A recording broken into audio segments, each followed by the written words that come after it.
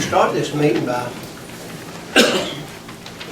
my name is George Gaynor. I am the official ambassador of Greenhead, your state senator, and I'm very proud to be here. And this is my constituent here, Mr. Greg, who has done a great job in Tallahassee, working very close with me, and he and I have been together on many things, and there'll be many things to come, and we expect great things out of each other for Washington County. Thank you, Senator. We appreciate that.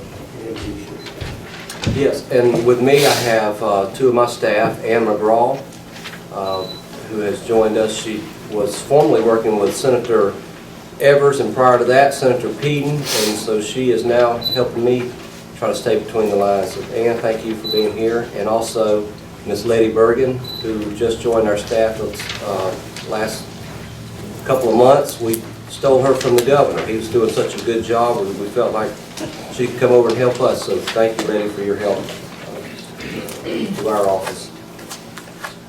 I would like to introduce Washington County's First Lady, Andrea Gainey, who has took over Tallahassee. She started giving orders, and the last thing out of there Friday night, she was still giving orders. So, and Rhonda Thomas, who is our lead aide, and my wife Jan, who is in the back, who is my pilot, and she flies low all over Northwest Florida. So if you hear a sighting, that'll be her. And, I do appreciate y'all coming here, and the spirit that you come here in is what we're all about, and that's in making our home a better place to live. We're going to start out this morning with Commissioner Kent has a presentation he'd like to give to us. If you haven't filled out the form and you wish to speak, please do that so that we can get everybody. Good morning, Senator Gaynor and Representative Drake. I'm Charles Kent, the chairman of the Washington County Board of County Commissioners. I come before you today to plead with you to help us once again. Mr. Drake, you did a wonderful job last year for the Washington County Ag Center. We turned in for another grant. Last year it came to the House splendidly, kind of got knocked down with the Senate, and the governor kind of cut it a little bit more. And it was not enough to do what we needed to do.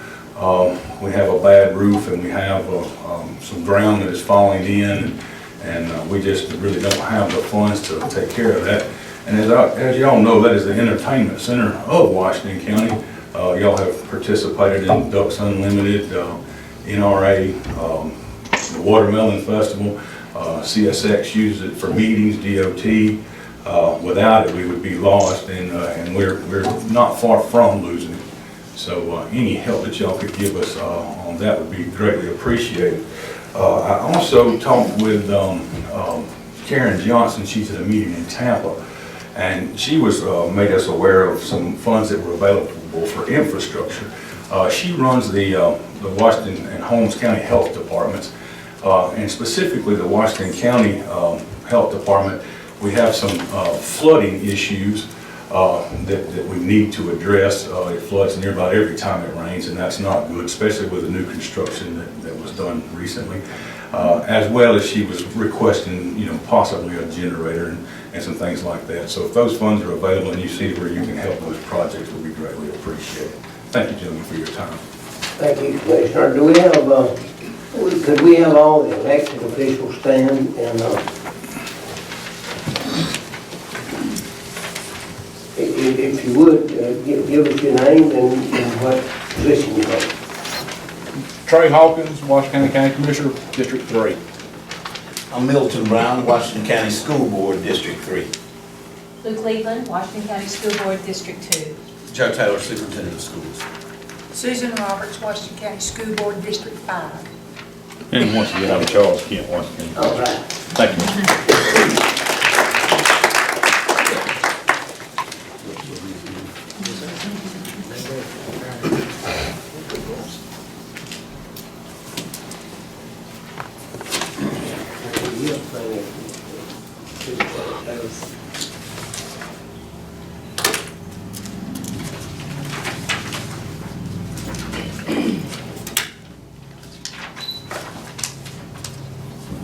Superintendent Taylor, if you would. I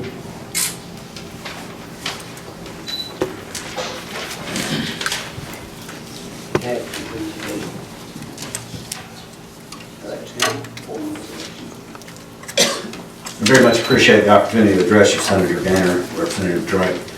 There's lots of conversations coming out of Tallahassee talking about reduced funding for different things. Washington County is in the unenviable position. We have declining enrollment and a declining tax base. And we continue to decline, not by much, but just a little bit, and that's where part of our funding is coming from. A lot of the issues related to testing, a lot of the things that come out of there, well, it may not be much to us, it's our bread and butter. And I certainly, when those conversations come up where they tell you the economy is recovered and everybody is in good shape and these things really won't affect us, that including coming from the Department of Education, I very much appreciate. Feel free to reach out to me personally. I would like to come and explain the positions on the things that we have as they affect us here. And I just very much appreciate this moment. Thanks, Super. Do you have any questions or anything? No, thank you. Okay. Thank you very much. You're welcome. Thank you. Julie Dillard. Next is Ms. Dillard here. She was here on behalf of IFAS, probably. Was she here on behalf of IFAS? But I think what the nature of her request was to piggyback on what Commissioner Charles said was in regards to the Ag Center. I think she did. That's Brett Cyphers.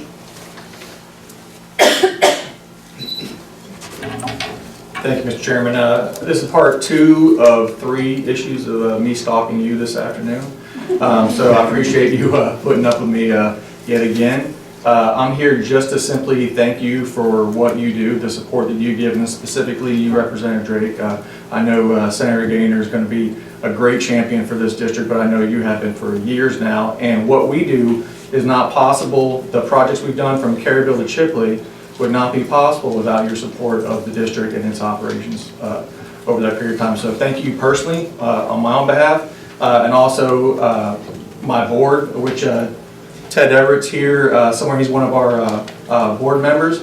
Washington County couldn't have a better representation there. He makes sure that as you said, Representative Drake, stayed between the lines as far as staff goes, and that's all I've got for you. Thank you very much. Thank you.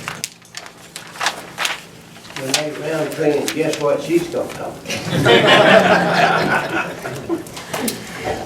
Well, as you may know, I represent the library. I am the director for Washington County Public Library, and I would like to thank you first of all for my state aid to public libraries grant. This year I will receive $210,000 from the state to run 4 locations across the county, and that's the largest amount I think that we've ever received, so I'm incredibly grateful for that.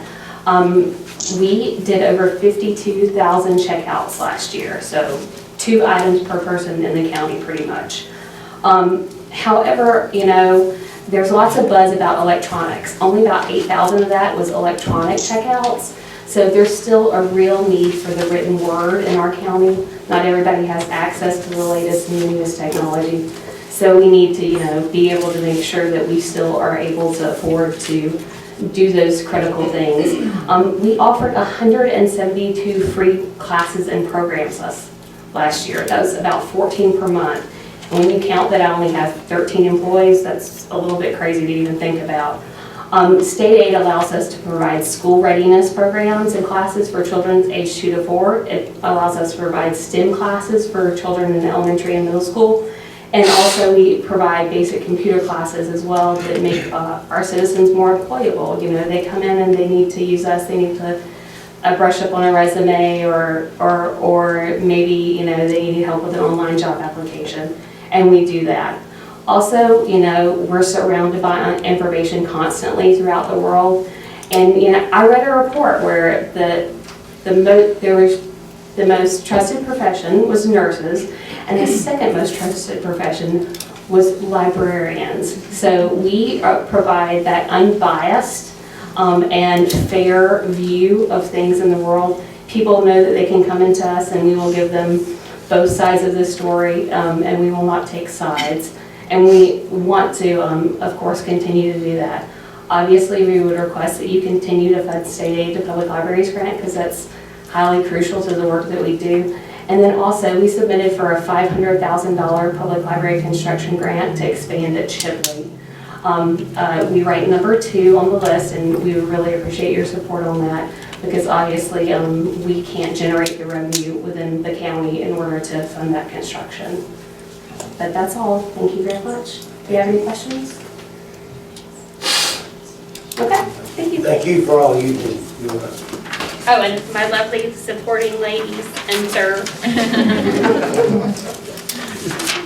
Mayberry, you next.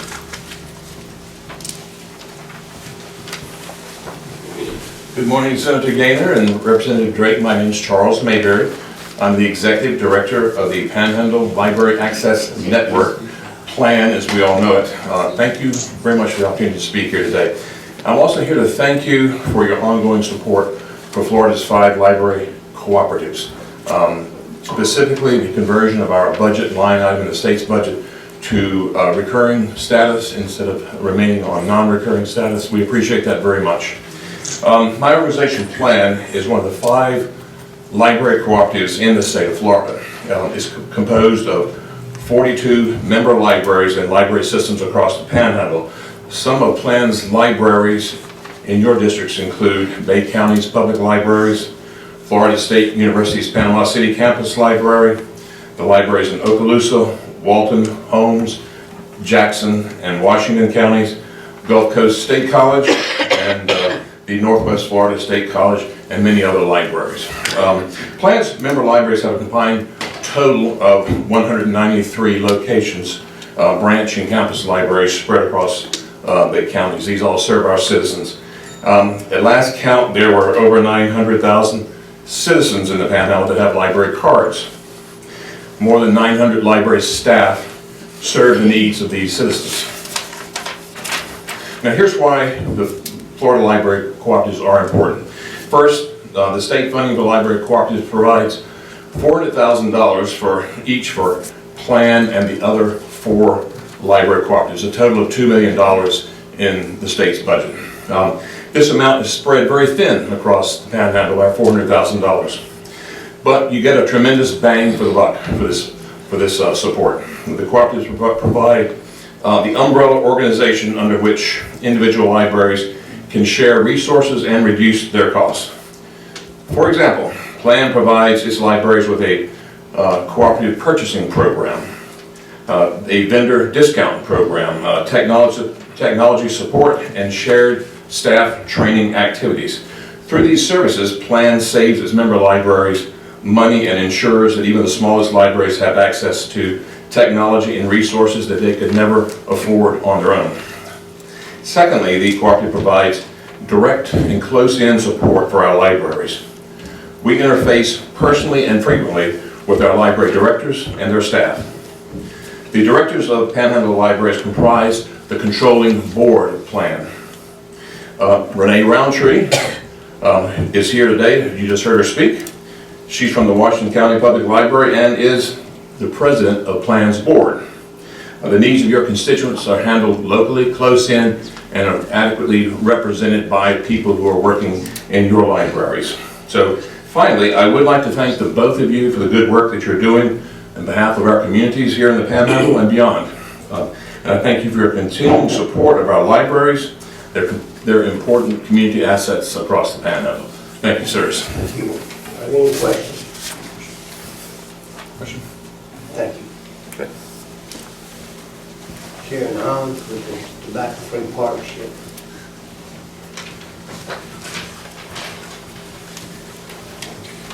Good morning. My name is Lily Anderson, and I'm here to speak today on behalf of Ms. Sharon, who could not make it, and the Washington County Tobacco Free Partnership.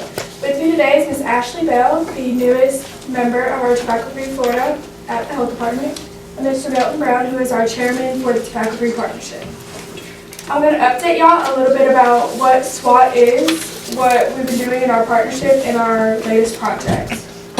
In our partnership, we are working with community organizations and leaders committed to educating the public about tobacco use, helping protect children from tobacco, and strengthening local policies, especially those that protect the public from secondhand smoke. Some of our policy areas are secondhand smoke. We encourage our county and cities not to allow free sampling and distribution of smokeless tobacco at community events. We also have point of sale, where we bring awareness to the marketing and advertising, of big tobacco, where the placement is. If you look in convenience stores, the most brightly colored or candy flavored type advertisement, you'll look and see that they're below the counter because that's where children will see them. In Washington County, we recently started doing surveys of all the licensed tobacco retailers, like stores, convenience stores, stuff like that. And some of the stuff that's in the surveys are we have where the products are placed, where the advertisements are placed, and other general stuff like what are the healthy options that the stores have. Our newest area that we're working on, our newest policy, is electronic devices such as vapor cigarettes, e-cigarettes, and hookahs. We've actually started a new statewide campaign as of this weekend to prevent and educate about those devices. Right now, SWAT is working with the Truth Initiative to, move smoking bins and smoking posts outside of businesses 25 to 30 feet to create clean air zones. In May, our team was one of 16 in the nation to take place in a Truth Youth Activism Summit. 6 students from Washington County went to Orlando and took place in this. The project that we chose after coming back from that was to move the smoking bins, and new research has showed after that 36% of non-smokers were exposed to secondhand smoke at business entrances within the last 7 days. So in Washington County, we are the first project that the Truth is working with to address secondhand smoke exposure in those entrances. And once we complete this project, they have invited us to speak about it at their National Truth Summit in Washington. As of right now, we've partnered with 9 Washington County businesses, such as Hungry Howie's, McDonald's, and Burger King, to move these and have tobacco-free policies. The Washington County SWAT and Tobacco-Free Partnership are trying to make a healthier and safer community by expanding policies and business partnerships. We are looking forward to a healthy and tobacco-free future. Thank you. Y'all have any questions? I think you really did an excellent job. Thank you. Awesome job. Thank y'all very much. Thank you.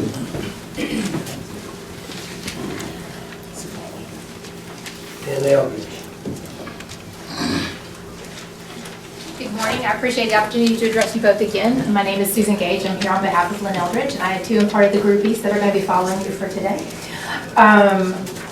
I would just like to reiterate what I spoke of earlier and let you know that the Early Learning Coalition of Northwest Florida offers and administrates the School Readiness and Voluntary Pre-Kindergarten Program in Washington County, one of the 7 counties in the Panhandle that we serve. Currently, we have 182 children, which represents approximately 160 families that are receiving school readiness services. And as of last Thursday, we have 66 families who are eligible to receive school readiness services. However, there is not funding available for those services. I would like to echo what Mr. Taylor said. The Early Learning Coalition's the Office of Early Learning is housed under the Department of Education. So we did participate in a budget reduction exercise, and I would ask that if any legislation comes before you, that prior to your vote, that you please reach out to the Early Learning Coalition and ask us any questions that you might have in regards to the impact of any reductions in school readiness or voluntary pre-K funding. It is our goal, it is our hope, it is our dream that we can create children that are ready to learn upon formal education. So before they grace the Washington County School Boards, whatever school they go to, that they are ready to learn. And we believe that we can do that with the providers, the child care providers that we have in Washington County. Just a little tidbit about Washington County. It is my home county, so I'm kind of partial to everybody who's out here. Thank you for coming. But the child care providers in Washington County, we have the highest percentage of nationally and state accredited programs in our 7-county coalition. 50% of your child care providers are either state or nationally accredited, and that speaks volumes for how they personally hold their jobs as early childhood educators and the level of professionalism that they demand really out of their colleagues. So Washington County as a whole can rest assured that children coming from these child care programs are getting the best that they can. Something that you mentioned at the last meeting, you had talked about transportation and the possibility of new jobs and trainings and things that are going on with the ability, with the positions that you guys both hold. I would just reiterate that in order for families to have jobs, to get their education, they need a place that they can feel comfortable leaving their children. And we have the Washington Technical College and just wonderful opportunities. And again, if I could just reiterate, before you vote on anything, please reach out to us and let us help you understand the early childhood landscape in Washington County and in the rest of your areas. Any questions? How much money did you get from the state for the 182 children? For 182 children, we put approximately $644,000 back into Washington County through those providers with their direct care services. How much did the state of Florida? I'd have to get that number for you directly. Yes, sir. Any other questions? Anybody else have any questions? Thank you. Thanks, sir. Okay.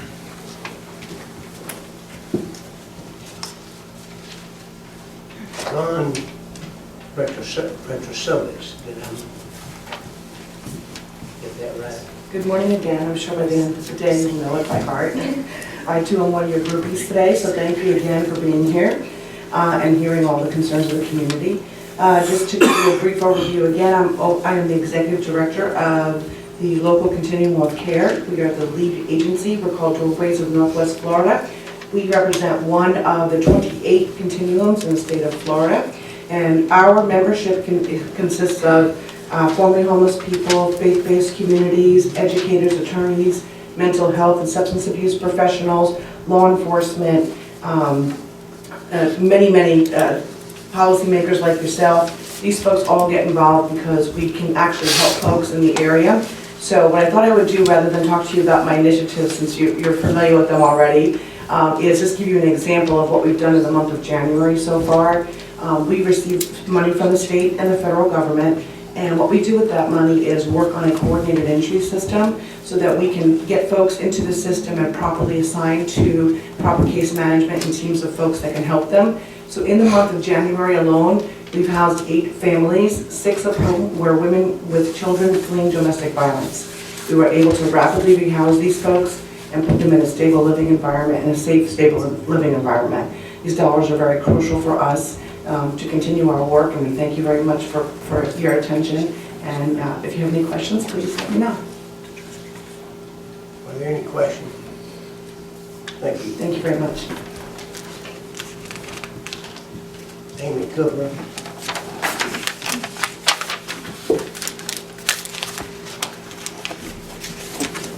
Good morning, my name is Amy Cooper, and I'm grateful Senator Gaynor and Representative Drake for allowing me to speak to you about my passion for recovery from the disease of addiction. I sat across the desk from my federal probation officer December 16, 2011, and I addressed him and I asked him, I said, what are the opportunities for me? I'm a convicted felon coming out of prison, and I need to know what I can do to make myself successful. He said, I really don't know, Amy. He said, I have a list of local charities, though, that could help you. Well, that answer really didn't settle with me. I've strived since then to make a difference, and I support those who struggle with this disease. The face of addiction has no discrimination. It touches 23 million yearly, and that rate is rapidly growing, unfortunately. Among the 23 million includes families that are affected as well, and addiction encompasses the whole family, not just the addict. Thank you for taking time to allow me to introduce myself and Faith at the Beach. Faith at the Beach is a 501c3 that was founded in 2012. Over the past 5 years, I've gained experience and knowledge to recognize and help with treatment in this disease of addiction. I hold national certifications in advanced clinical intervention, and I'm able to properly address addiction, not only personally, but professionally. I too, personally, because I am in recovery. I founded the Kelly Gorman Watson Women's Center in 2015. This ministry helps women in recovery as they reenter society from jail, prison, or treatment. We provide professional attire, we provide job training with skill assessment, career search, resume assistance, housing search, community hours, service, self-esteem development, and self-awareness classes. We also offer parenting classes that have been certified by the courts. We also have opened up sober living this year for women. It is my belief that if our communities are educated and presented the facts about this disease, we do have a chance to better understand and treat. Alcohol and drugs are just a symptom of this disease. 8 times out of 10, 80% of all addicts and alcoholics derive full-blown into addiction because of something that has happened in their childhood or early teens that was never properly addressed. Also with adults later in life turning to drugs and alcohol to numb or try not to accept something such as medical injury, divorce, and or loss of job, family, and friends. My organization is wanting to educate about this disease to surrounding counties on each local level and are open to support recovery in the 14th Judicial Circuit Court. Also, we want to provide sober living for women where we offer not only a place to live, but a place to be educated and thrive in their own personal recovery. Thank you. I apologize. I was nervous. I thought you did just fine. Thank you. And I congratulate you for your courage and your dedication to take something that's been so bad and try to turn around and make sure that other people don't have to go through it, or if they do, they realize that there's a way out. And we are there. Thank you for doing that. Thank you, Mr. Gaynor. Thank you. I also would like to say you do an excellent job, Amy, and that the Senator's dead on. It takes a lot of courage, a lot of guts to stand up in the community and take on this mission. And what you're doing is you're affecting people day to day at the ground level, and there's nothing better than being able to help someone find a purpose in life and find themselves and acknowledge that, hey, I can become productive, and that, you know, we all make mistakes in our past, but here's what tomorrow looks like, and you're helping shape that for so many people, and I just want to say thank you for that. And in any way the Senator and I can be helpful in assisting you, I feel like we're sure going to try. I really appreciate that. I'm looking into grants right now for housing. I can only do so much financially. If I could, I'd take them all in with me, but I can't. So we're in the process. We've opened up. We're using apartments right now, but we're looking for funding for housing. I can educate them from experience and from knowledge, but I can't pay for it all. So, and we're opening up to the whole 14th Circuit. You know, it's just not about Bay County. It's about all of our counties, because it does affect all of us, unfortunately. Well, it's an epidemic that's all over this country. Yes, sir, and it affects us more here.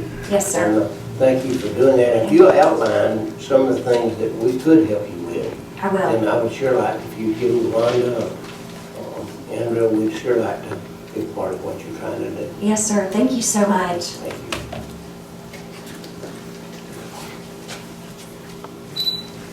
Timothy Carter.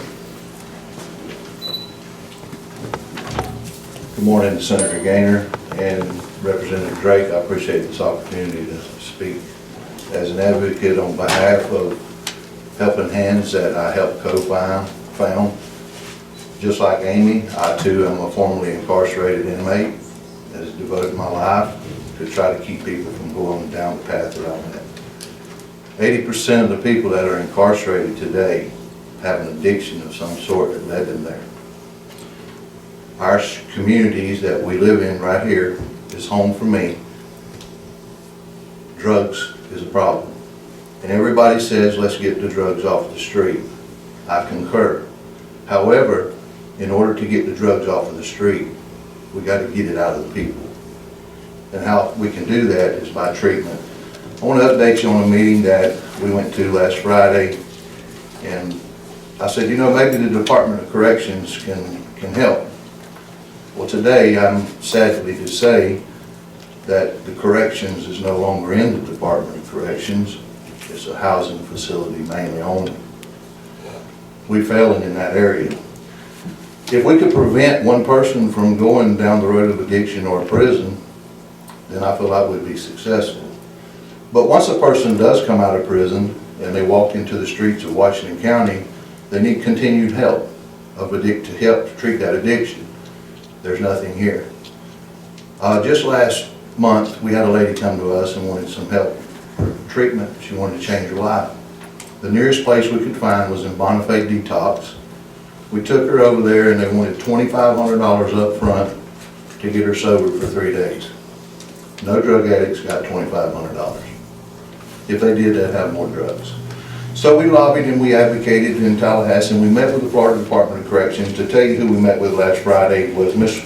Waters, which is the Resource Directory of the Department of Corrections, Mr. Brad Locke, the Bureau Chief of Applied Science and Research and Policy, Ms. Deborah Miller, Senior Management Analysis in the Office of Reentry, Patrick Mahoney, the Deputy Director of Division of Development, Improvement and Readiness, Ms. Kim Riley, the Chief Bureau of Readiness and Community Transition.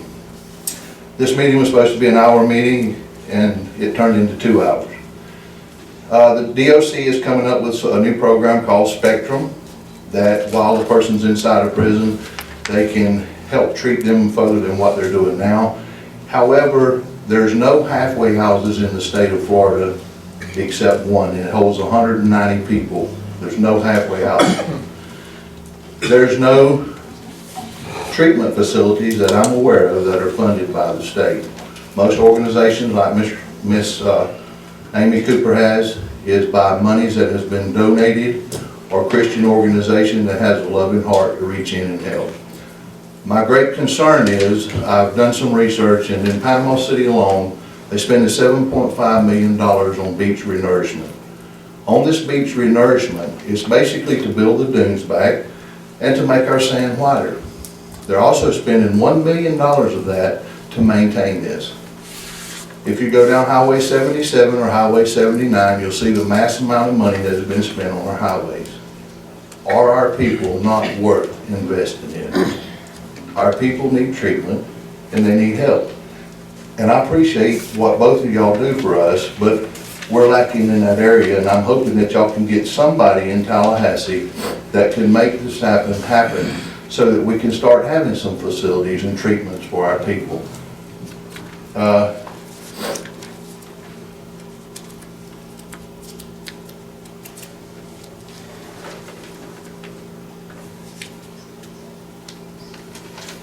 It's hard to stand here as a convicted fellow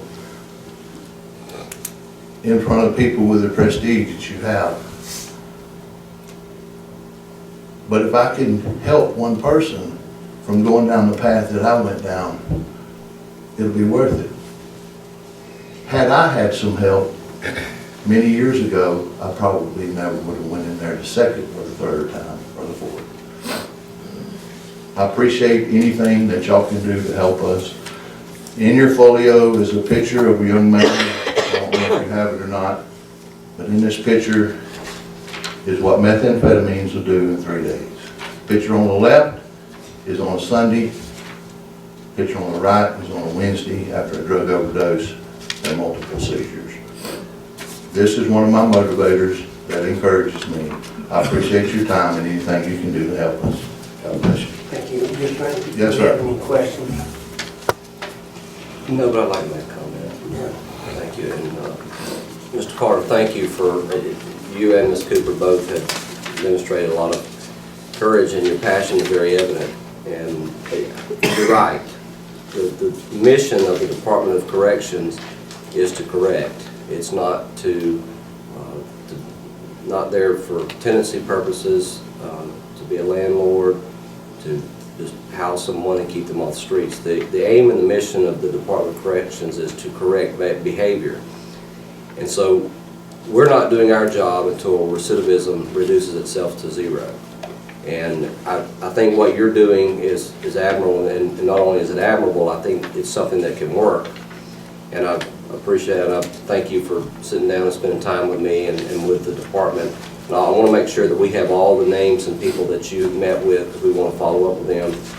And I have spent a little bit of time over in Walton County, where I live, with some of the corrections officers over there, Mr. Jack Smith, who has started on his own within one facility in the state of Florida, a reentry program, getting people ready in a faith-based manner to face the world once they are released into their own personal freedom again.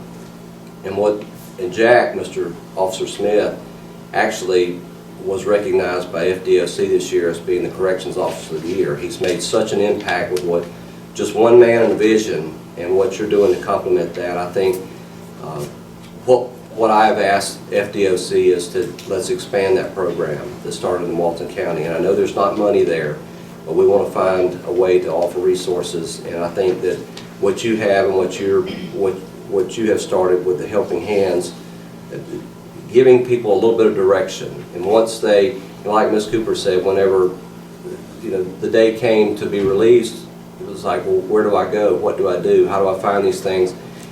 And so if we're not making that, if we're not doing something to make that available, then we're wasting a lot of time, because if you just, if you're released back into, the outside with no direction or a want to or an aim or a purpose or how to find the resources that you need, then you're absolutely right in what you said. It's easy to fall back into old habits.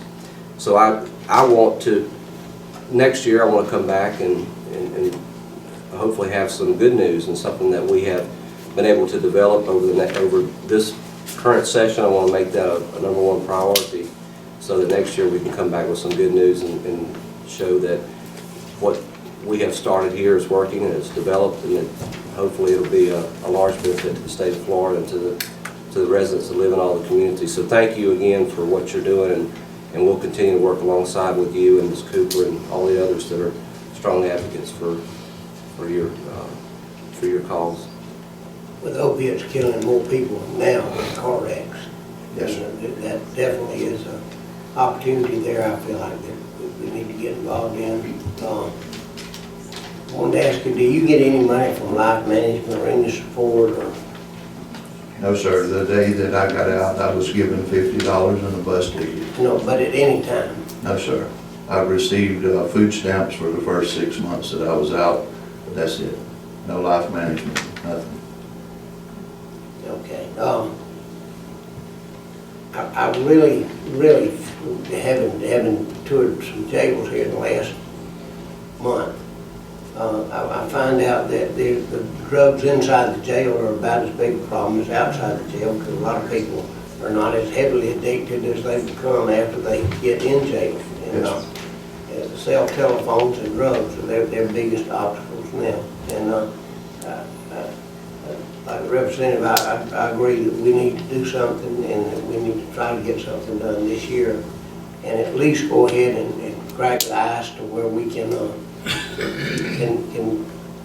try to identify this problem and identify what we've got to do. It's costing us a ton of money, not counting the grief and the sorrow that I bet there's a few people in this room that is not touched by drug abuse or alcohol abuse. And we've got to stand up to this epidemic, and I think you'll see some legislation this year that will help a little, and it'll get better and better. But they got to keep reading Nurse and the Beach, or we won't have anybody coming down there to spend all that money. We love the beach. We love our people too. I agree with you. Thank you, sir. Yes, sir. Thank you.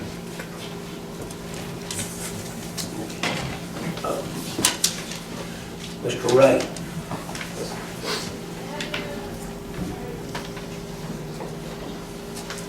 Mr. Ray. Tammy, okay, Tammy. Tammy. Mr. Give up on it. John Salover, Panhandle Education.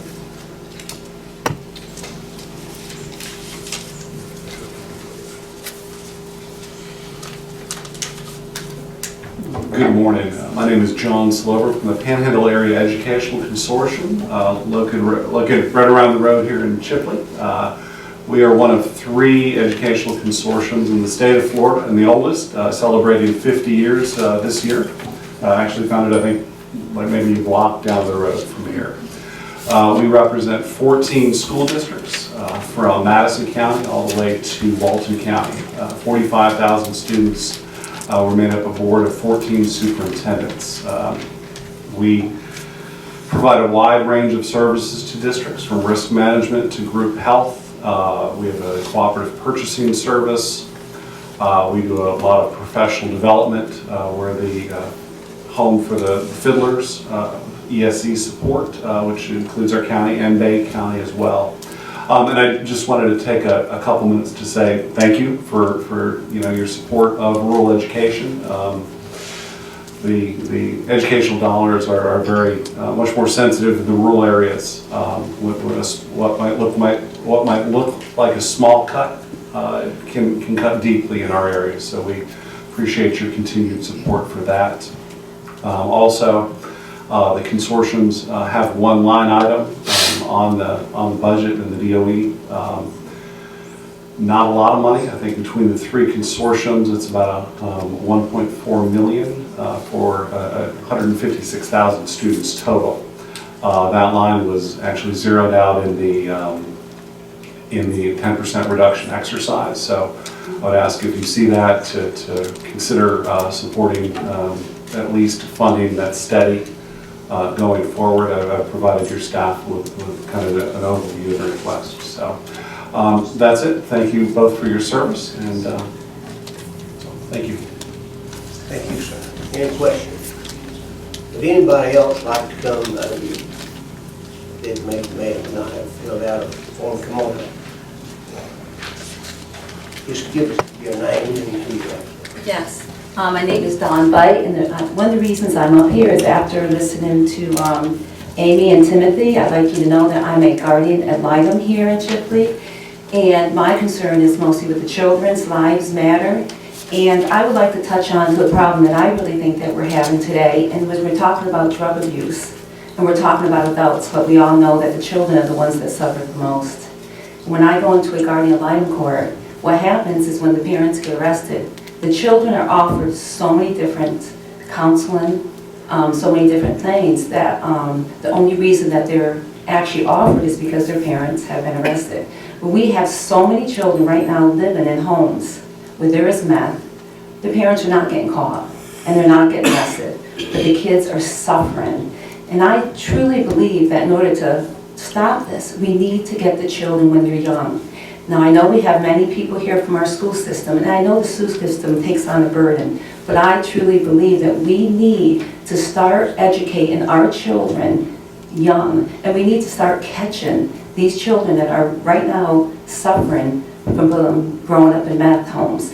I believe we can do this through the school system. My last place I lived, which was New York, way back, the biggest problem we had was divorce, and that was 30 years ago. Today, the biggest problem kids are facing is drugs. Back then, they had what they called the banana split. They had a program in the schools where they had a special counselor come into the schools and talk to the kids about the things that they face with divorce. I truly believe that every county needs, whether it's a child psychiatrist, to come into the schools, and we need the teachers to vent, and we need to find these children, and it's easy enough to do, the ones that are suffering, and we need to have an outlet for them, someone that they can educate them and talk to them as individuals. So the reason I'm up here is I do a lot of things grassroots. Children Lives Matter are very important to me. I love children, and I'm just here to ask you to please, all these programs are great, but we must start with the children. So I would hope, I know Brett, I know that you love children, I know you're for them, you too, and if we can start doing programs and start thinking about ways that we can stop drug abuse before it starts. And I really do believe that we need to get it in the schools. Okay, thank you. Thank you. Are there any questions? I would like to comment that among flying low in my automobile, Jan does spend a lot of time with the Children's Advocacy Center, and she would be sitting on the amen bench about what you said, and they do a lot of really good things there. And they deal mostly with people that have been, they go in the house and bust their parents, whatever, but if they get information that might be going on at their homes, then they go get the kids, take the clothes off, clean them, put them back together and make sure they're healthy, and make sure that they put them back in an environment that's healthy for them. So there are some things that could be done in connection with what you're saying, and I think that would be a great resource to be the Children's Advocacy Center. We need to try to get them money this year too. Anybody else, any further questions? Yes, ma'am.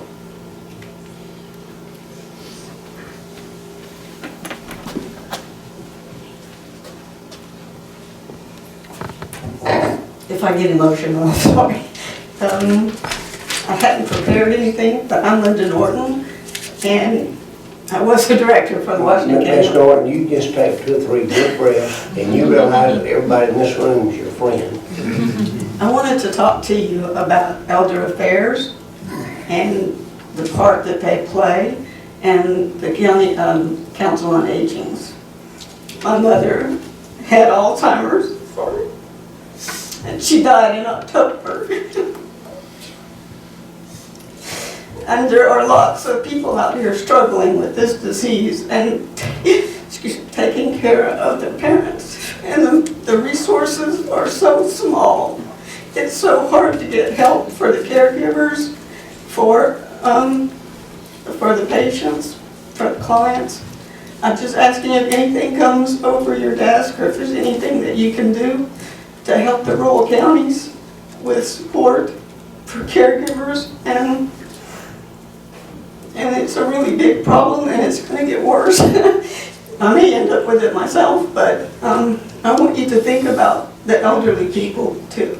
And Alzheimer's affects everybody in the family. It's such a terrible disease. But if you could find some way, if anything comes across your desk, that could help us out here in the rural counties, we'd appreciate it. Thank you. And you did just fine. Thank you. Anyone else? Pass the gavel and let you make a motion. Senator, for a motion, you've done such an exemplary job today in guiding the ship and leading us through this meeting. I hope that you'll come back next year and continue on as chairman, so I move that you become the chair of the Washington County Legislative Delegation. Actually, we flipped a coin. But I'm going to accept that. If there's no further business, or no one else would like to come before the delegation, then we will adjourn. Thank you all for being here. This is what it's all about. Hopefully you'll never come back next year and say, well, why didn't you do anything about what I'm doing? Appreciate y'all coming.